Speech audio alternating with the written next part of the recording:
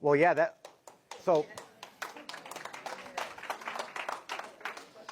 the question was, what do I think about the $1.5 trillion proposed budget for the Pentagon, which I believe is a 50% increase. In all my time on city council and all of my time in my household budgeting, if I saw something that was going to be a 50% increase, I would start asking the serious questions, why? When we already have the highest military budget on the planet with, what is it, the next 26 countries combined already, and we need another $500 billion. Yeah, I would be a hell no on that. And yeah, never pass an audit. And you know, there's a lot of that money doesn't even go to our military. It goes to contractors. It goes to you know, vendors and stuff, which support our military, which to a certain degree I can accept that, right? But my opponent, Max Miller, he don't care about that. He's fighting for Israeli soldiers to get the benefits that our military members get. Yeah, talk about doing two different things. Saying you're running on an America First agenda, but what you support is another country's military. That's not America First to me, folks. That's not the America First that I believe in. I believe America First, that money could be used on roads and bridges and paving and healthcare. How about school lunch? How about Meals on Wheels? How about senior services? How about our VA? Can we put money? I mean, I could think of 50 billion other things we could use that money for. Yeah. Or how about our FAA? Anyone flown lately? How many delays have you had? Yeah. Yeah, so, yeah, we got some very real issues that we can address with $500 billion. Absolutely. I'm going to actually go back a little bit and follow up on a previous question about, you know, your presence and having oh, sorry. Usually my voice carries. All right, I wanted to follow up on a previous question regarding, well, the answer was, you know, you have quarterly being, you know, available, accessible, which is great, by the way. And you know as well as I do that that's my typical question of these things. I'm going to branch it a little bit differently. I think we all know that Max Miller has a horrible record of showing up for votes, in addition to his not showing up for people. And I personally believe that democracy requires participation, not only by the representatives, but by us. I mean, if we want to save democracy, we have to participate. So my question ultimately is, given reasonable expectations or things that come up, do you pledge to be present for votes? Yeah. Because Max isn't. Yeah. So he's talking, if you didn't hear over here, he's talking about attendance and my duties in Congress. In my 9 years on city council, working, you know, city council is a part-time job after work. I'm a union iron worker, a lot of long, hard, hot days. I don't have an exact count, but I think I missed 5 scheduled meetings in 9 years. And they were only because of work. My kids were in school, so it was a school event for my kids, like they were in the orchestra or softball. And I missed a lot of those games and activities too, but there was the important ones like senior nights and things like that. Or if I was sick. That was it. In my job as an iron worker, I've never missed a scheduled day of work in 19 years. I have set days up to take off. Like, hey, I can't be there next Tuesday because I have an appointment, or we're going to go on vacation this week. But a scheduled day of work, because my brother's back in the back will tell you, if you miss work, you're getting a layoff check. And if I don't show up to work, I don't get paid. In the iron workers, we don't have paid time off. We don't have PTO. So if I miss a day of work, I miss a lot. In 19 years, I'm proud to say I never missed a scheduled day of work. I,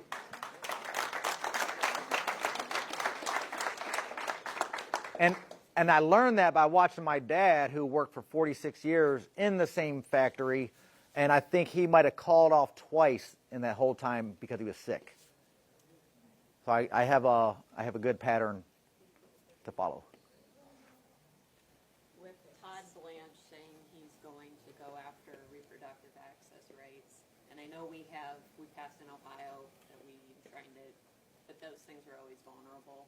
Where do you stand on reproductive rights, access, health care for women and families? I told you a little bit about my backstory. Mom raising 6 kids. She was a tough woman. I raised my daughters both to be strong, independent women. And one thing I've learned by being surrounded by strong women is they don't need anybody telling them how to make their choices for them.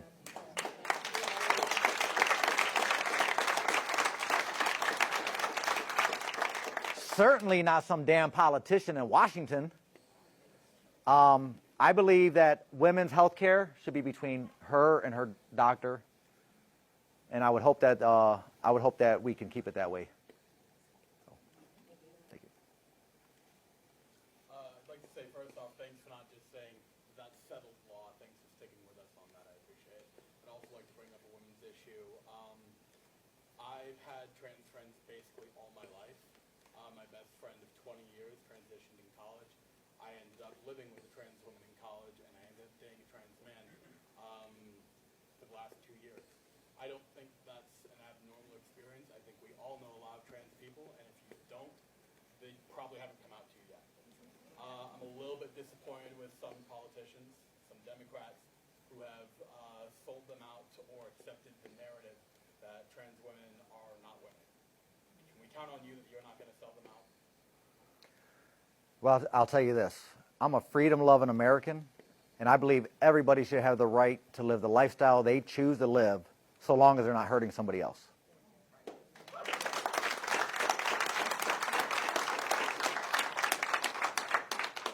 want to ask about student loans. It's a very well-known issue that the student loan program we currently have is extremely flawed, and a lot of people in my generation are facing a lot of struggles with that. The SAVE plan that came out under the Biden administration for his Department of Education was frankly like a lifesaver for a lot of people. And when that was gutted, anecdotally, I know this is just me, but I'm not alone here, my monthly payment went up 5 times when they got rid of that.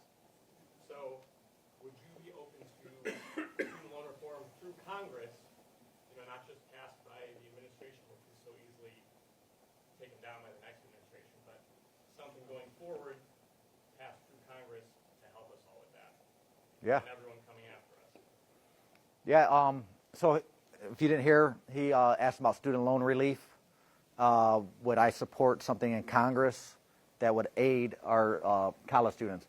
Before I answer that, I want to ask, who takes out student loans for college? No, hell no, not just young people. I was paying well into my 60s. Parents ran. No, it's our kids. It's our kids. It's not, wealthy people don't. It's working people's kids that take out loans to go to college so they don't have to work as hard as their parents before them, which is how it's supposed to work. We're supposed to get better every generation to make it easier on the next generation and pay it forward for the next generation.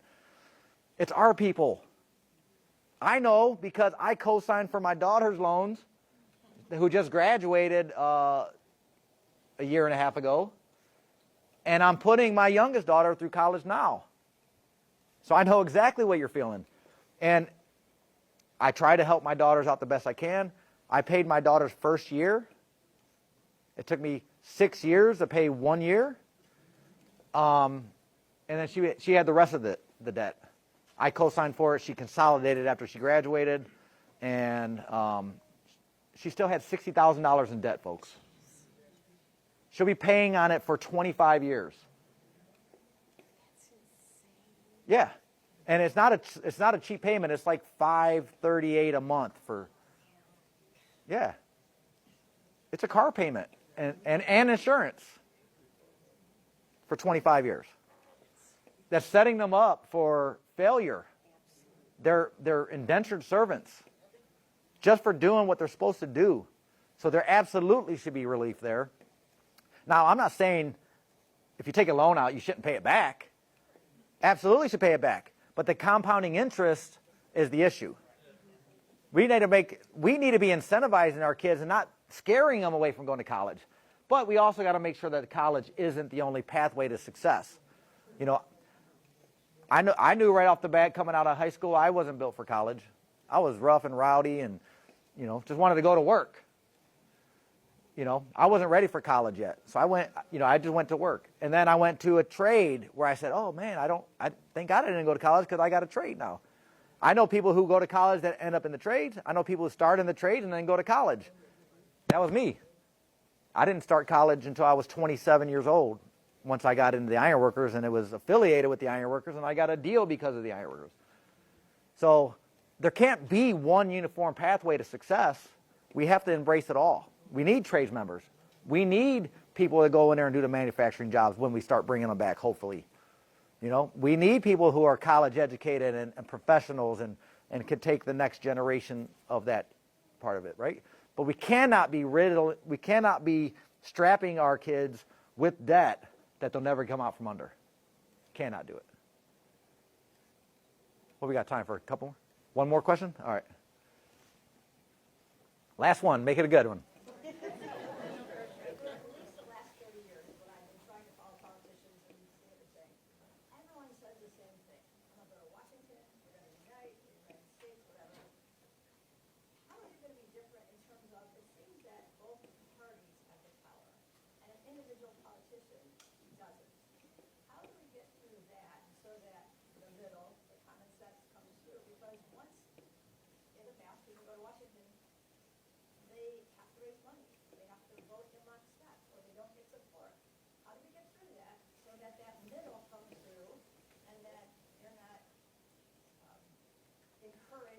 Yeah.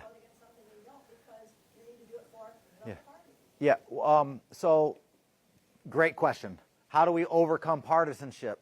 How do we overcome having to toe the party line? Short story. When I first got on city council, there were people in my city. There was basically two families. You were either aligned with them or you were aligned with them. And when I talked to these folks, oh, you can't talk to them. And then you ain't going to tell me who I can talk to. And I come over here and talk to them. Oh, you shouldn't be hanging out with them. And what I am and what I do is I am one that wants to bring everybody's perspective in. And I don't care. I'm not a party line support this or that type person. I'm an ideas-based guy. If it's a good idea, I don't care who it is. I don't need the credit either, folks. I'm not in this for Brian Poindexter. I don't want to be famous or on TV and stuff. I mean, it's actually been a nightmare in that regard. But I'm somebody who wants to just help as many people as I can. I don't care one thing. I don't care one bit of who brings that idea forward. If it's a good idea, I'll support it. And if I have to lose my career for standing on that, so what? I could always go back to being an iron worker. They need hands all the time.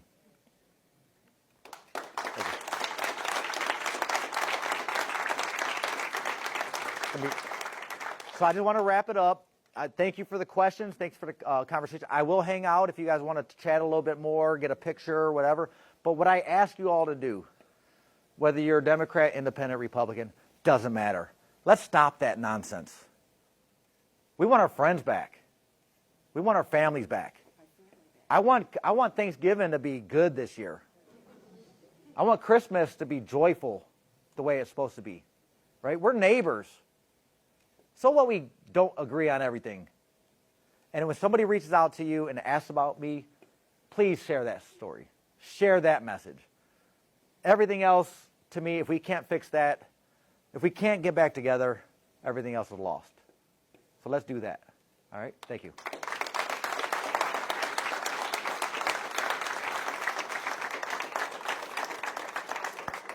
I don't know where you want me to hang out at, by the door, or?